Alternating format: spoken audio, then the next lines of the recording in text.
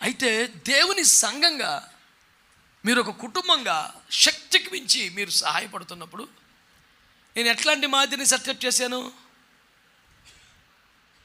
నేను రూపాయి ఖర్చు పెట్టుకుని నేను దాచేసుకొని మీ ప్యానం తీసేస్తే నా చేతికి ఏ రూపంలో ప్రభు ఇచ్చిన దాన్ని సంఘం కొరకు సేవ కొరకు లక్షలాది రూపాయలు ఖర్చు పెట్టడం ఒక మాదిరి అయితే, మీరిచ్చిన ప్రతి రూపాయి ఒక అకౌంట్ ప్రతి వారం చర్చి యొక్క వాట్సాప్ గ్రూపులో పెట్టి ఇంత వచ్చింది, ఇంత ఖర్చు అయింది.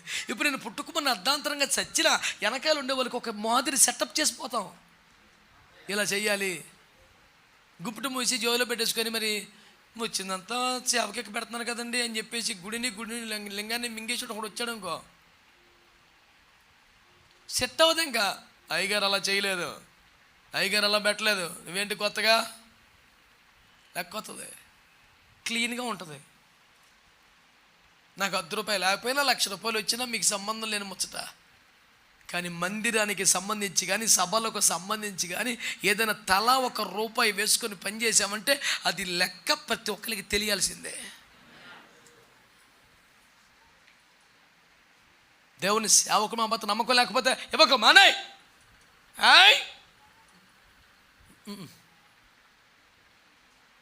దశమ భాగం అంటావా ఏమన్నాడు సంఖ్యాకాండంలో?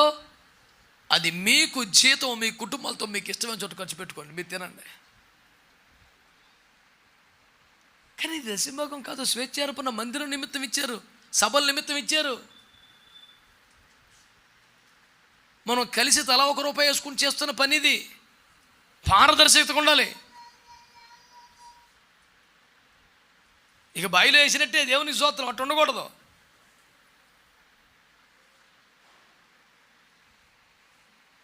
హల్లెలూయా. ఒక మాదిరి సెటప్ చేయాలంటే కష్టమా కాదా?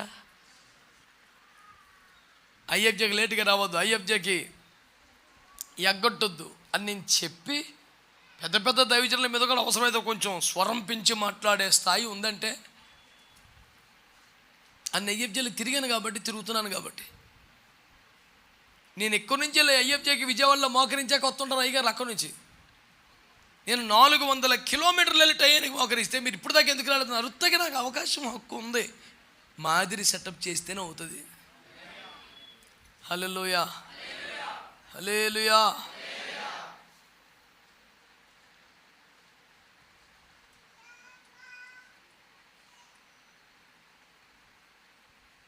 ప్రతి విషయంలో కూడా ఒక మాదిరి, మన వెనక ఉన్న వారు నడుచుకున్నట్లుగా ఒక మాదిరి సెటప్ చేయడం అంత ఈజీ ఏం కాదు.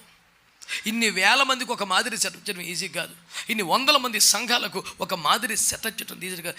ఎంతో బాధపడితేనే అవుతుంది.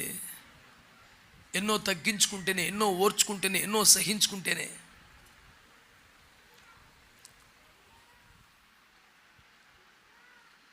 మనకు సమీపంలో జరిగే ఒక ఐఎఫ్జేలను ఒక బాధ్యత గల సేవకుడు అన్ని బాధ్యతలు ఇంకోటికి అప్పగించి సైడ్ అయిపోయాడు. సడన్గా ఏం జరిగిందని చెప్పేసి నేను కొంచెం ఎంక్వైరీ పెడితే, ఏమోనన్నా అసలు రావట్లేదు, సైలెంట్ అయిపోయాడు.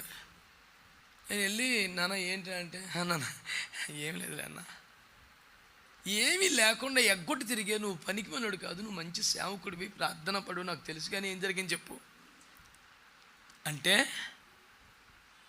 అప్పుడు చెప్పాడు, నేను అన్నిటికీ నేనే ముందుంటున్నానని, అన్ని మీదేసుకొని చేస్తున్నానని చాలా నెగిటివ్గా, చాలా కఠినంగా మాట్లాడుతున్నారని. నేను అధికారం కోసం, గుర్తింపు కోసం కాదు, కానీ నేను అప్పగించిన పనిని చేశానని నన్ను చాలా కఠినంగా మాట్లాడుతున్నారని అన్నాడు. పాపం చిన్నపిల్లలకు బోరుమని ఏడిచాడు పాస్టర్ గారు. అయ్యో నాన్న, ఇవన్నీ సహజమే కదరా, నువ్వు నీకు సేవకుడివి, నువ్వు తెలుసుకోపోతే ఎలా నాన్న, అదేట్రా ఇదేట్రా అని చెప్తాడు. ఇక్కడ దుఃఖం ఒక వశాన్ని వస్తలేదు. నేను ఒకటే నాన్న, 50 ఐఏపీఎల్ జరుగుతుందంటే మరి అన్ని చోట్ల మేము ఇలా తిప్పలు పడి బాధలు పడితేనే కదా ఈ స్థితికి వచ్చింది. ఈ ఒక్క ఐఎఫ్జే నువ్వు చూసుకుంటావని నీ మీద పెట్టుకొని నేను వెళ్ళిపోయాను. ఫోన్లోకి ఇది కూడా నేనే పడతాను, ఏం చేయను మరి అంటే, లేదని రేపు నుంచి వెళ్తానులే అంటే. నేను బాధపడతాను అనేసరికి ఆడు బాధలా కనపడలేదు ఆడికి. ఎందుకంటే నేను ఎంత శ్రమ పడితే, ఎన్ని మాటలు పడితే, ఎన్ని నిందలు పడితే, ఎన్ని అవమానాలు పడితే ఈరోజు ఒక ఉద్యమం స్థాయిలో ఉందో వాళ్ళకి తెలుసు. ఫస్ట్ నుంచి వస్తున్నారు కదా.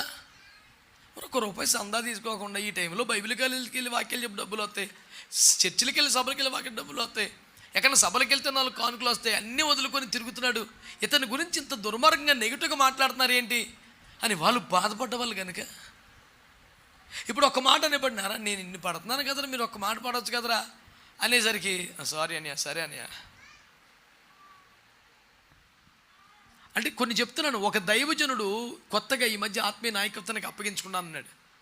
చాలా ప్రఖ్యాతి కలిసిన సేవకుల కుటుంబం నుంచి వచ్చాడు. వాళ్ళు చాలా పెద్ద దైవజనుల ఫ్యామిలీ. ఓ బాబు నాకున్న నిందలు సాలరు బాబు, నువ్వు వచ్చి నా పేనం తెత్తకు దొరపడక నీకు నేను అరిచాను. ఆయన ఎక్కడ పడితే అక్కడ కూటంకి వచ్చేస్తున్నాడు. నీ చెప్పాను పొరపాటున ఆత్మీయ నాయకత్వాన్ని నాయకులు తిరగబాకు, నాకు కుదరదు, నేను పర్లే నీ సావు, ఇప్పటికే బోల్డ్ మంది ఉన్నారు, నా పేనం తీబాక అన్నాను. మళ్ళీ ఫ్యామిలీ వేసుకొచ్చేసాడు. ఇక మమ్మీ అన్నయ్య వదిన లోయ అందరం ముందు పెట్టాను, పేనం తీసేస్తున్నాడు చూడండి, వద్దంటే ఎన్నిసార్లు చెప్పినా వస్తున్నాడు అంటే వీళ్ళు కూడా చెప్పారు, మా ఓడికి ఇప్పుడు నిందలు బాధలు సాలక నువ్వు తగిలేవు మా పేనానికి, వద్దులే బాబు అని వీళ్ళందరూ చెప్పారు. అయినా లేదన్నయ్య నాకు ఇంకో దిక్కు లేదు, మీరు తప్ప, మీరు వద్దంటే కుదరదు అన్నాడు. నాకు చిరాకు వచ్చి, ఎందుకు అర్థం అవుతాయి నీకు, ఎన్ని బాధలు నిందలు పడుతున్నాను నేను, ఇప్పటికే ఎన్నో నిందల అవమానాలు, మళ్ళీ నువ్వు ఉన్న పేనానికి అంటే నేను చేతులు కట్టుకొని కన్నీరు పెట్టుకొని, అన్న ఎన్నో నిందలు పడ్డారు కదన్నా, నాకు వేరొక దిక్కు ఆశ్రయం లేదన్నా, ఎన్నిసార్లు ప్రార్థన దేవుడు మిమ్మల్ని చూపిస్తున్నాడన్నా, నా కోసం ఇంకొక నింద పడండి అన్నా, నా పొరపని చేయలేదు. ఇప్పుడు ఆఫర్ ఇచ్చినట్టుగా చెప్పాడు. నాకు కళ్ళకి నీళ్ళు వచ్చినాయి. ఇంక మమ్మీ వాళ్ళకి అందరూ దొక్కిపెట్టి, సరే నాన్న ఇంకేమనకరా వదిలే అన్న. ఎన్నో నిందలు పడ్డావు కదా, నా కోసం ఒక్క నిందపడు, నాకు ఇంకో దిక్కు లేదు, ఇంకెక్కడికి వెళ్ళలేను.